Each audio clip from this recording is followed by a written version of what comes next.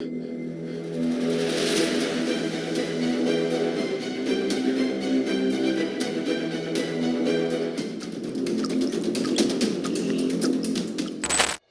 you were exposed to the harsh depths of space, you'd lose consciousness in 15 seconds and be dead within 30 seconds to 1 minute.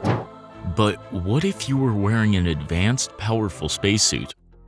Well, that would buy you about 6 hours before your oxygen runs out, and then you'd still be dead. So what would happen to your body? Would someone come to retrieve it? Or would it just keep floating through space forever? The human race has only lost 18 people in more than 50 years of space exploration. But with upcoming plans for civilian space travel and journeys to Mars, odds are that we're going to start seeing a lot more space deaths. So how would we hold a funeral in zero gravity? What complications would be involved? Every time astronauts launch into space, death is a genuine possibility. They are essentially strapping themselves to giant rockets after all. But because astronauts have to be in top-notch health for a mission, the odds of one of them dying on the International Space Station are pretty low.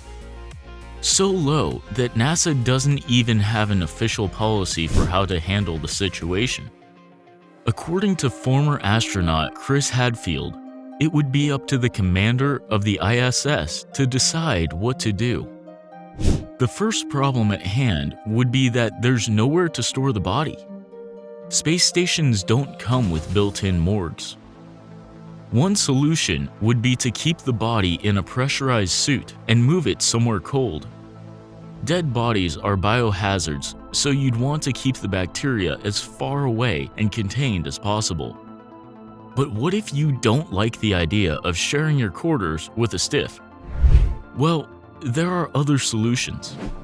In 2005, a Swedish company proposed a system that essentially freeze-dries bodies and breaks them into tiny pieces of frozen tissue, kind of like cremation. This would take up far less space, eliminate the whole biohazard threat, and allow for an easier return to Earth. If you don't happen to have any liquid nitrogen aboard the ship to do the freezing, the ice-cold temperature of space will do the trick. Actually, now that we mention it, could the most obvious solution have been staring us in the face this whole time?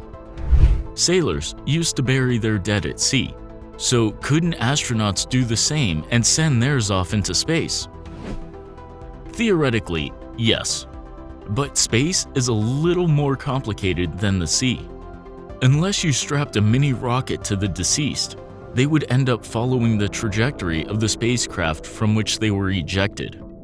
And if you did that with more than one person, it would make for an unpleasant journey when you decide to turn back home.